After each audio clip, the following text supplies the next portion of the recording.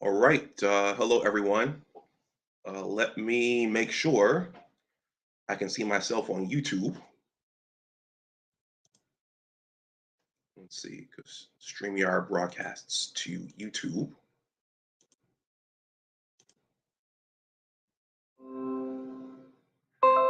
Yep, there's the red icon saying that we are live. All right,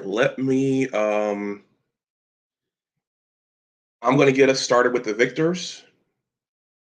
Michigan has, hold on a second.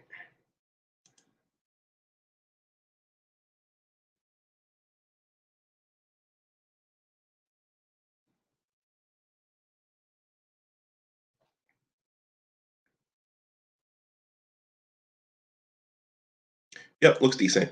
All right, I saw my antenna thing show up there. I'm going to get us started with the victors, and then I'll jump in.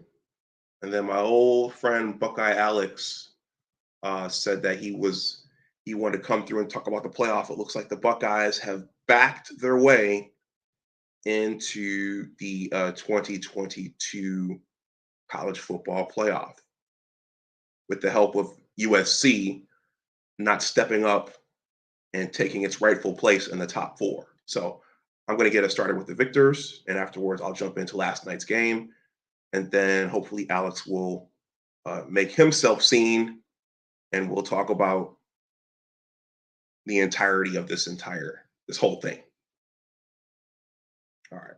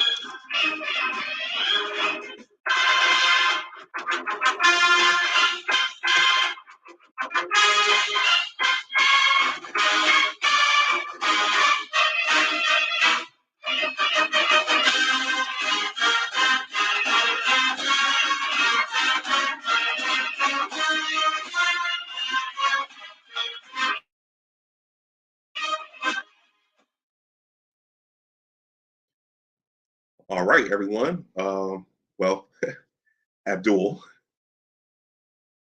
Abdul, make sure you go find Alex. He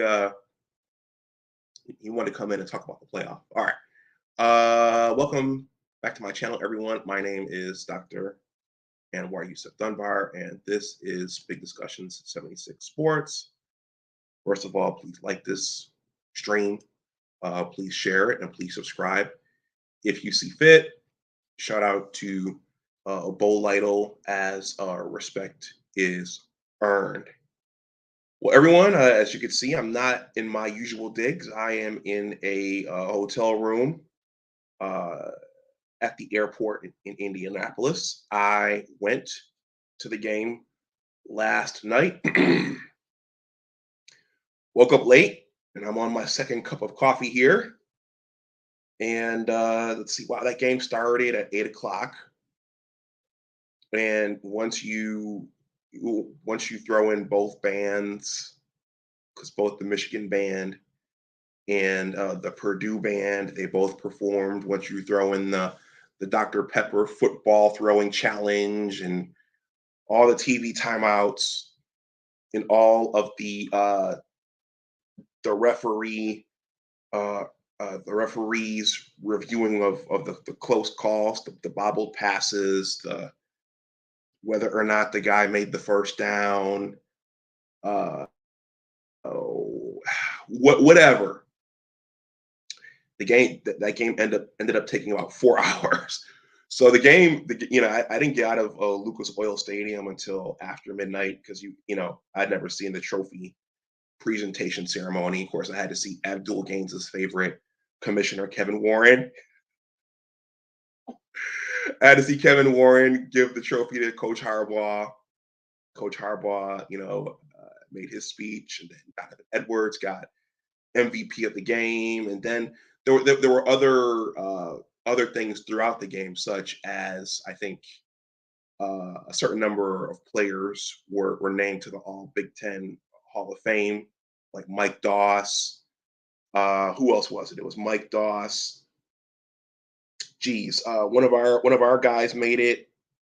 I can't think of the other two guys. There were four of them. And I know that one of them was Mike Doss, the safety from the 2002 Ohio State national championship team. I can't think of the other four guys. Maybe I'll look it up when Alex comes up.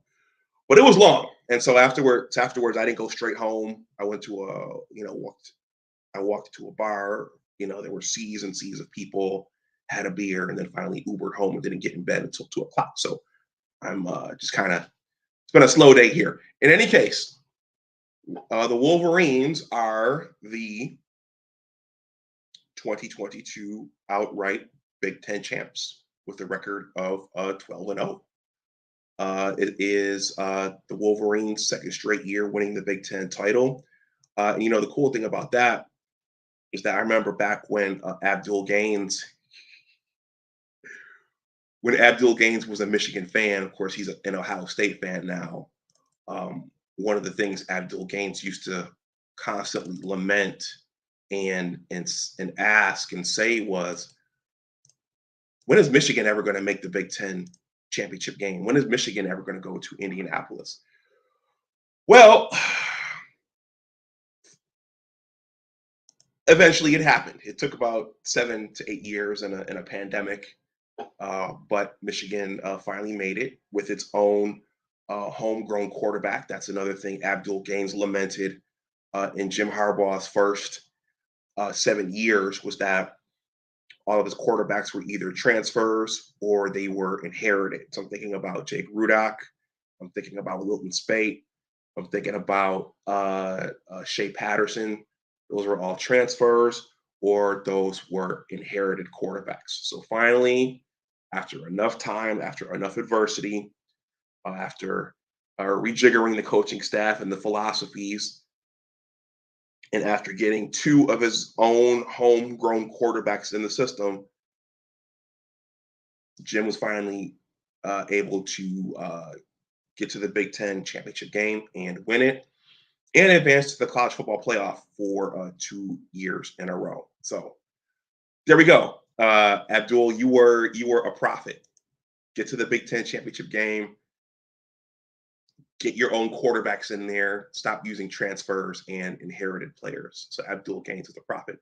Speaking of Abdul Gaines, before I jump in, Abdul, I have to give you your ceremonial Nick Saban drop. Hold on. All right, and I'm going to continue to live that way and try to do what's right. And, that's who Nick Saban is. All right, so regardless of what anybody says, that's who Nick Saban is. Okay, if you haven't, Abdul, right now you're the only one out there. Please hit that like button. I don't know where our resident Buckeye Alex is, but okay. So last night's game, I'm going to go over the statistics really, really quickly. If Alex shows up, hopefully we can talk about the playoff, or maybe we might have to do a separate stream on that. If he does show up, then Yeah, then I'll bring him up and we'll talk about it. I'm going to read some of Abdul's comments here. Uh, if you're just coming in, please hit that like button.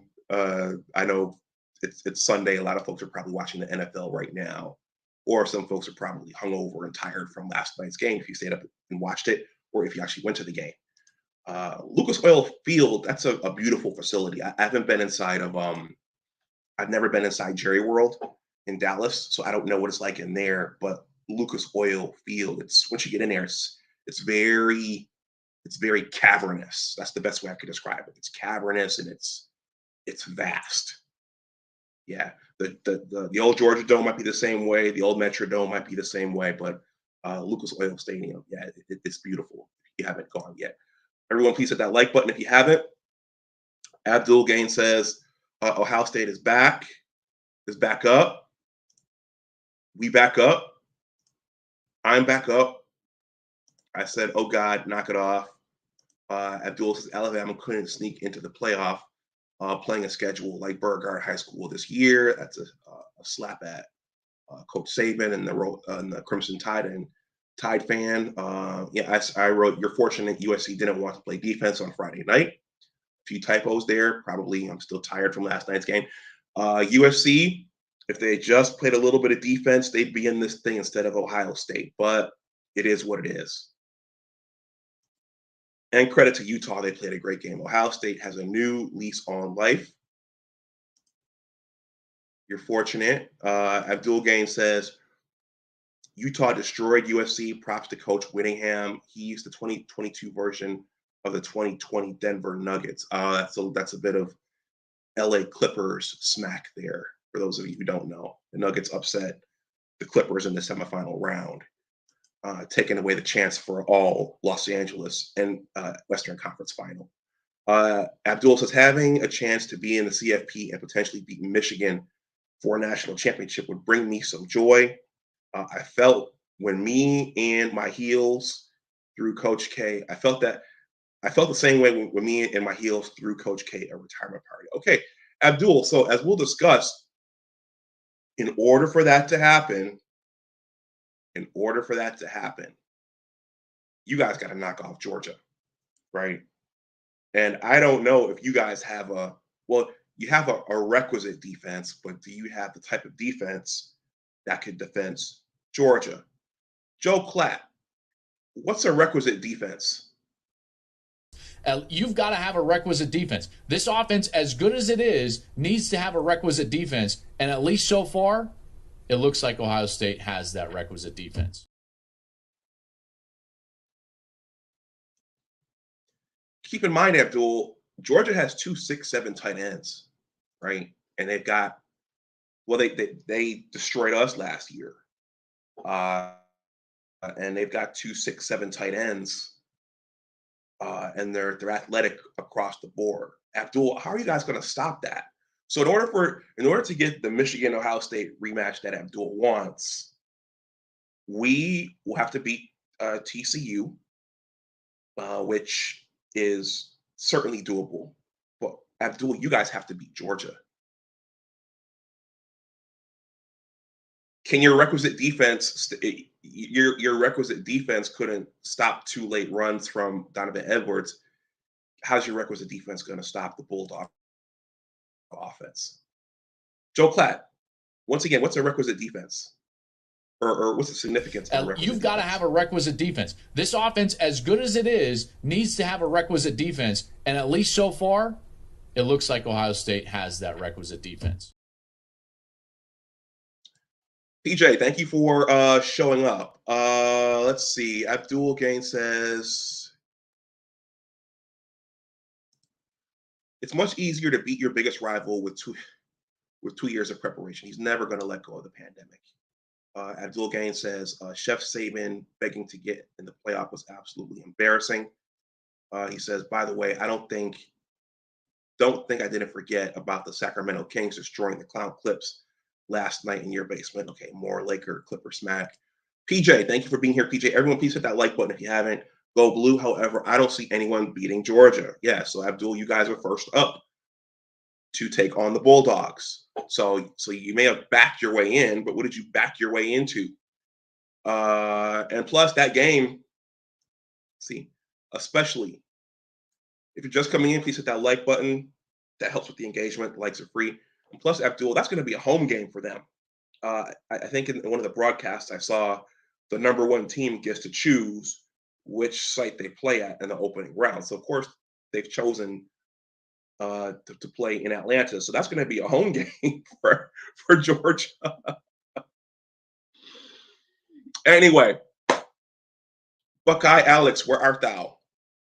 Okay, so let's look at last night's game here in Indy, where the Wolverines won their second straight outright Big Ten football title. All right, give me a second here while I cue this up.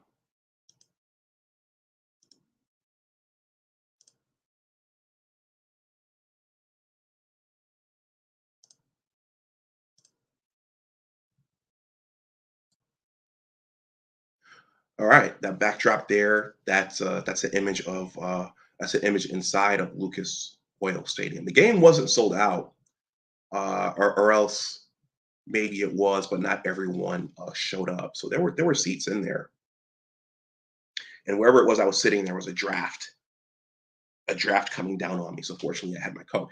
Antoine, what's going on? Abdul says we have 26 days of preparation for Georgia. I feel good about taking on Georgia. It's going to be tough, but I'm excited for the challenge of taking on a member of the Confederacy on their turf. Guys, hold on one second. I'm getting the signal thing.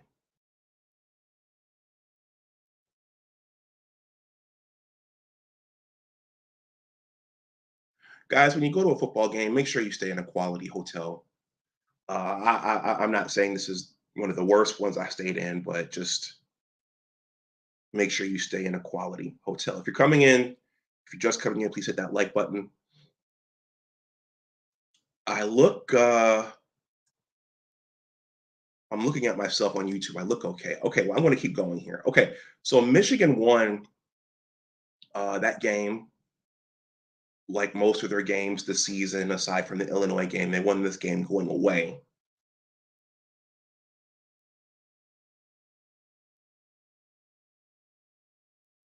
Okay, I don't know why that's doing what it's doing. Let me know if you guys can still hear me. If I sound okay, because I'm seeing the antenna thing do this. I don't have a hard signal here, a hard line. Okay, so Michigan won this game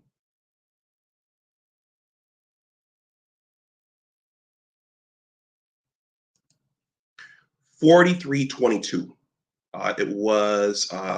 It felt being there in the stadium, it felt close early on, and you were just waiting for I mean, I was hoping that it wouldn't be Antoine, thank you. It wouldn't I was hoping it wouldn't be close going into the fourth quarter. And of course, you know that Jesse Minter uh, is very, very good at making halftime adjustments. So at the end of that first half, the score was, I believe it was 14-13. So Purdue was right there with us. In the game, it looked pretty much like the way that I had forecasted. The strength of Purdue's offense was the passing game.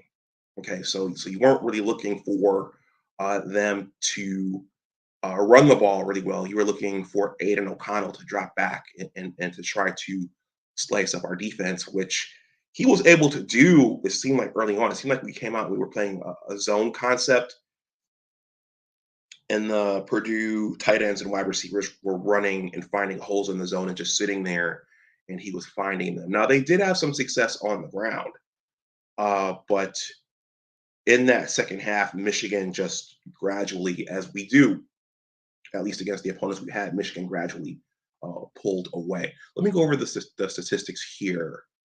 So the first half was close, and as you can see, Michigan pretty much dominated the second half.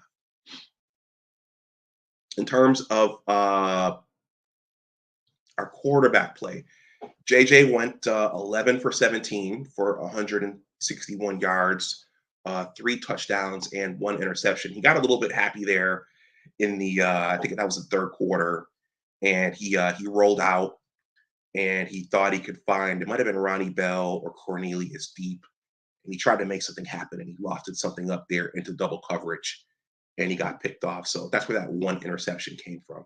You're watching that and you're like, dude, what are you doing? Because he could have just kept running and then ran out of bounds and maybe got the first down or close to it, but he decided to chuck the ball up there.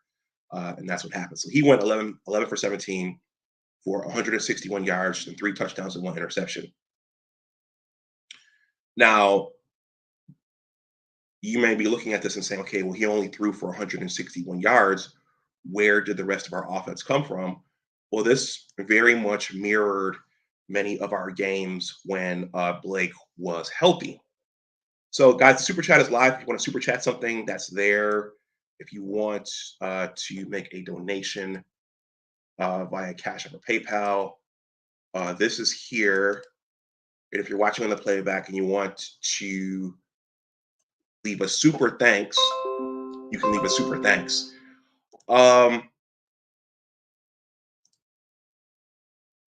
So before Blake got hurt, that's how we were winning games. We were very run heavy, and then JJ was kind of just filling in what was needed afterwards in terms of his passing production, and that's what we kind of saw here. So JJ went 11 for 17 for 161 yards, and then here's where I think the rest of the offense came from. Well, I know the rest of the offense came from. Donovan Edwards carried the ball 25 times for 185 yards for a 7.4 yard average per carry and 1 touchdown. He broke off one huge run, I think, early in the second half. And I think with Blake out for the season, Donovan's kind of moved into that role. So we're gonna look towards him to be the main back. But Khalil Mullings also came in and helped out on some short yardage situations. So Khalil Mullings has moved into the second running back position. So that's where our offense came from through the air, and that's where our offense came from on the ground. So in terms of the wide receiving core, JJ had a few runs too. He carried the ball 5 times for 14 yards, not much. I think Purdue was probably looking for him to scramble and do those things. Ronnie Bell had a good game. He caught 5 balls for 67 yards and 1 touchdown. Luke Schoonmaker caught 3 balls for 56 yards and 1 touchdown. Colston Loveland caught 1 ball for 25 yards and 1 touchdown. And then Cornelius Johnson caught 1 and Donovan Edwards caught 1. So no receptions for Roman Wilson. But with our offense, you never know who's gonna step up on any given day and have that hero play. So, we didn't hear a lot from Roman in this game. We didn't hear a lot from Roman in the Ohio State game. Maybe in the playoff, Roman might have a moment or two. Antoine, thank you. Antoine, keep those comments coming. I'm going to see what you're saying shortly. So in terms of our defense, so again, Purdue, the strength of their offense was their passing game. So when I go over the Purdue statistics, Aiden O'Connell, he threw for some yardage and he completed some balls, and at times you were wondering where the pass coverage was, but that's the strength of their offense. So let's see. So I think our guys tackled for the most part well. There were some missed tackles there that allowed Purdue some success. Michael Barrett was able to sack Aiden O'Connell once. Jalen Harrell was able to sack Aiden O'Connell twice. He was pretty good about getting the ball out. The freshman, Will Johnson, he had 2 timely interceptions. One was a very athletic interception. I think he caught it with one hand right down near the goal line. So that young kid, he's a gamer. So he made plays. Let's see. Taylor Upshaw had a half sack, and Iyabi Anoma had a half sack. The tackling was good. It wasn't great. There were some missed tackles, and Purdue was making an effort to run the ball as well. By the way, Mike Morris didn't play last night, so I haven't seen any notification that his season is done. But he didn't play last night, so he was out as well. So we missed his production. Okay, so let's see. Let's see.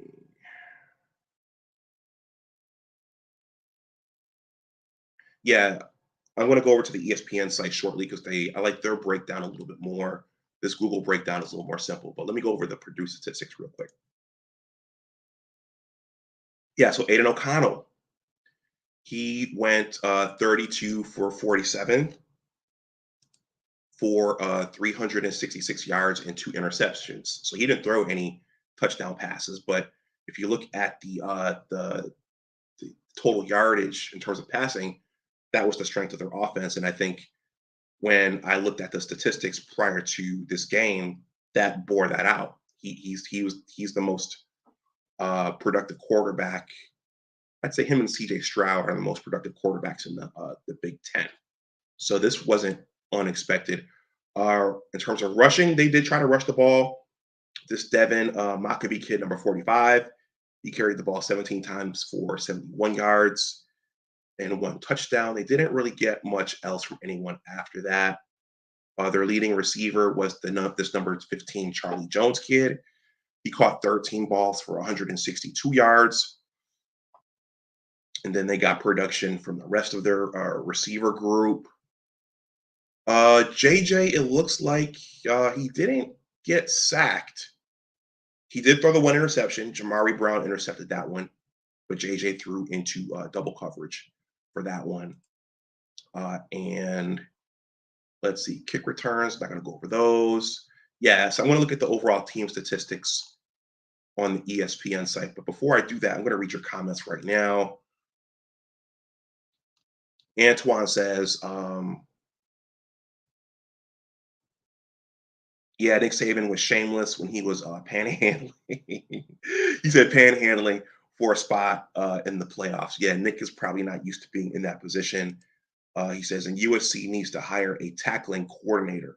Playing flag football ain't going to get it. Yeah, especially not against a physical team like Utah. They were running the ball. They were making catches, and USC with their tackling definitely they definitely hurt themselves. PJ Graham says, after their last 2 seasons, what is your true feelings about Ryan Day?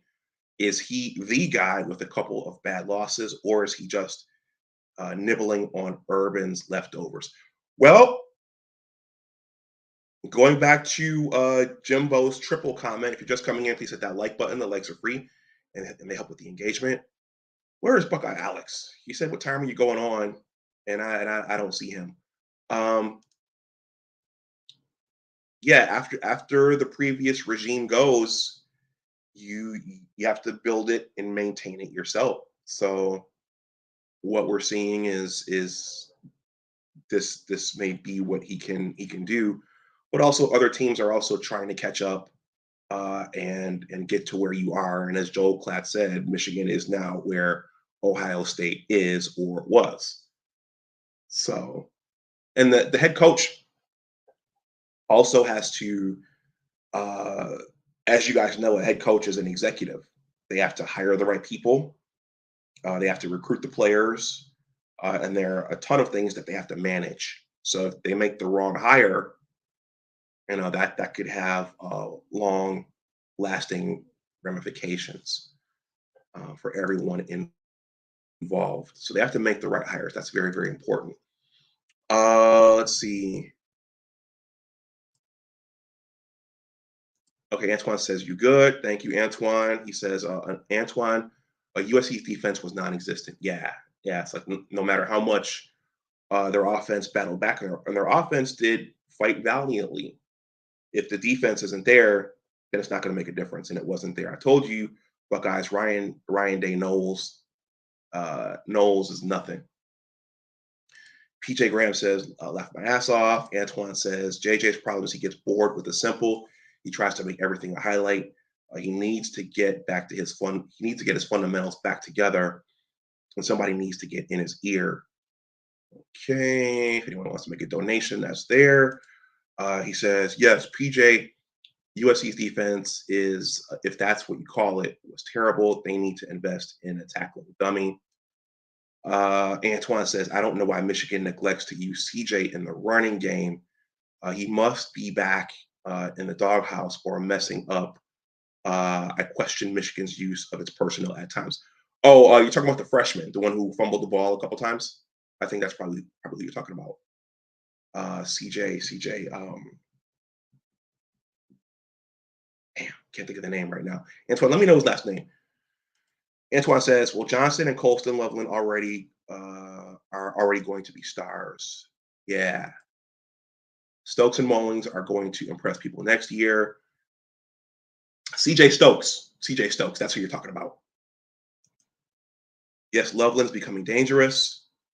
Low-key, Loveland might be our best receiver. They need to start getting that boy some jump balls in the end zone. He's tall as hell. And then Antoine says, the funny thing about Michigan is their offense comes out of nowhere.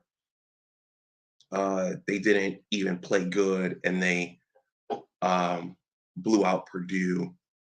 Anybody else notice that? Yeah, it wasn't. Yeah.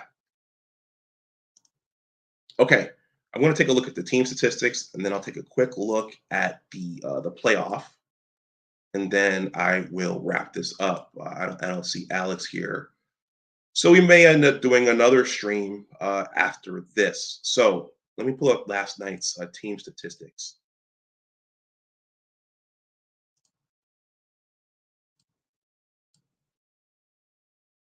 Okay, I'm going right to this page here. There are no pop-ups or windows. I hate the ESPN site because it has those videos and they start making noise when you're talking. All right, so you have the score, already statistics here in terms of first downs. Now, some of these statistics, it's interesting. You can lose in some of the statistics, but you can still win the game. So Purdue had 27 first downs. Michigan had 17. In terms of third down efficiency, Purdue was 9 for 18. Michigan was 6 for 12. So both teams were 50%. Both teams were 100% in terms of fourth down efficiency. In terms of total yards, Purdue outgained us 456 to 386. If you're just coming in, please hit that like button. Yeah, just like Antoine said right there, sometimes the statistics lie. And I think one of the keys is that Michigan, while we may have lost some of these statistics, while we had fewer first downs, in some instances, Michigan just made more bigger plays, like that big run by Ronnie Bell. I'm sorry, that big run by Donovan Edwards. Michigan's first score where JJ threw it to I think that was to, wasn't to Schoonmaker, it was to someone else. But Michigan had more big plays. So Purdue was marching the ball down the field step by step, but Michigan just had more big plays. Okay, in terms of passing, here is a big difference, and this is not a surprise after the pregame analysis. Purdue generated 366 passing yards, and Michigan generated 161. I already went over AJ's and Aiden O'Connell's statistics. I'm not going to go over those again. Here's another big difference. Okay, so Michigan made up for the difference in the passing yards with its rushing yards. So Purdue generated 90 rushing yards. Michigan generated 225. So we doubled them there. So they tripled us in terms of yardage through the air, and we almost tripled them in terms of yardage on the ground. In terms of penalties, these are pretty much even. Purdue had 5 for 38. Michigan had 3 for 25 yards. Purdue had one more turnover. And once again, this is a deceptive statistic. Purdue held the ball for 33 minutes and 42 seconds. and Michigan held the ball for 26 minutes and 18 seconds. So that's it. There you go. That was last night's game. There was a nice post-game celebration on the field there. And Michigan is the Big Ten champ for the second straight year. So there we are. So I will take a quick look at the playoff. It didn't take long for the committee to decide who it was going to have in. I think they already decided Georgia and Michigan were going to be in, but I think they had to decide who the 3 and the 4 teams, the 3 and the 4 seeds were going to be. USC didn't help out with that, and arguably TCU didn't help out with that either in them losing their game. So let's see what this college football playoff picture looks like.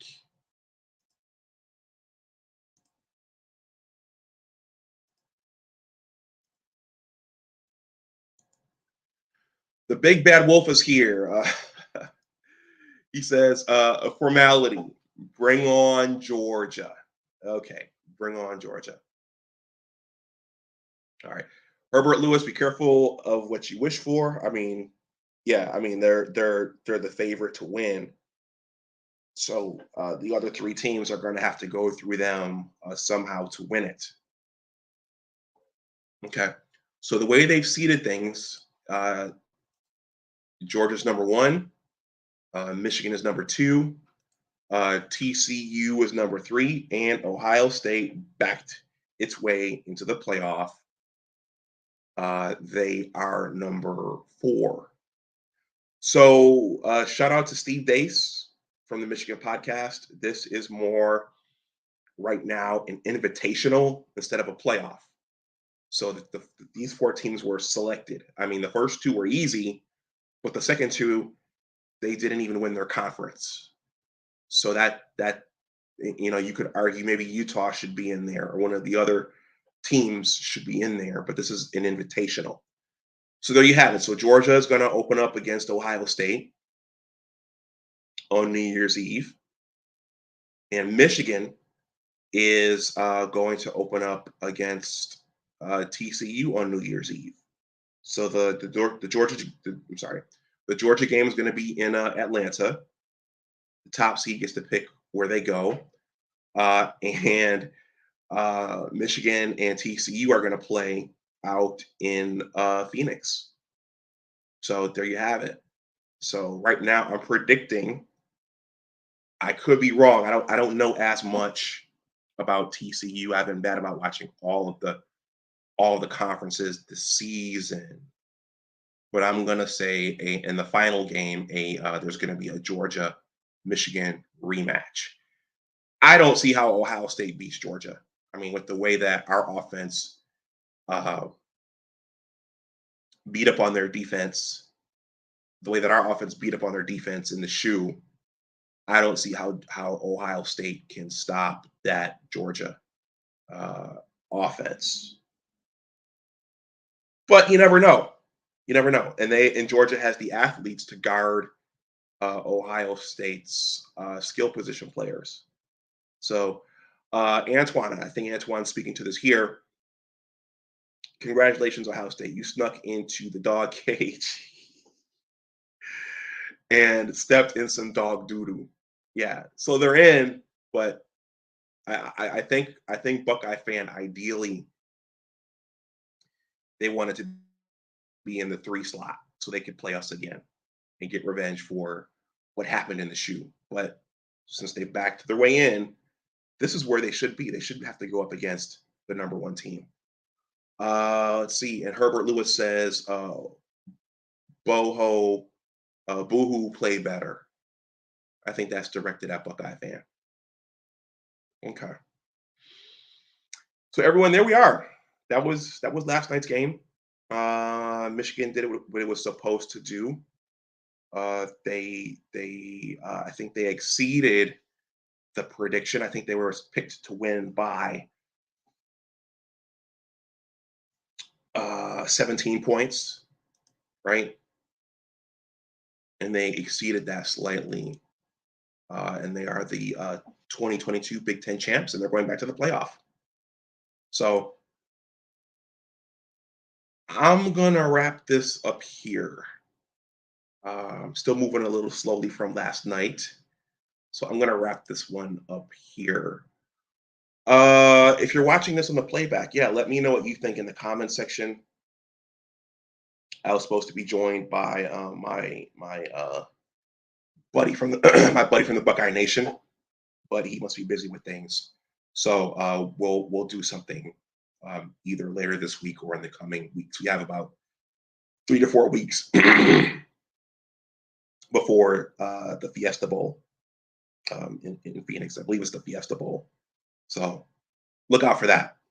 In the meantime, if you're new, please like, share, and subscribe. If you see fit, shout out to Bo Lytle. Respect is earned. If you want to donate something to the channel, that information is below in the description box. But definitely, please hit that like button. Those are free, and the subscriptions are free. I want to thank everyone who came over from TikTok to support the channel. Well, lately, I've been making announcements over on TikTok about this channel. So I think I picked up some subs over there. So thank you to everyone over there who's come over here. But definitely, if you're new, definitely please hit that like button. So everyone, enjoy the rest of your Sunday. Go blue. And as always, remember that your attitude determines your altitude. Sorry. As always, remember that your attitude determines your altitude. And everyone, always try to do your best. So I'll talk to you next time. Bye-bye.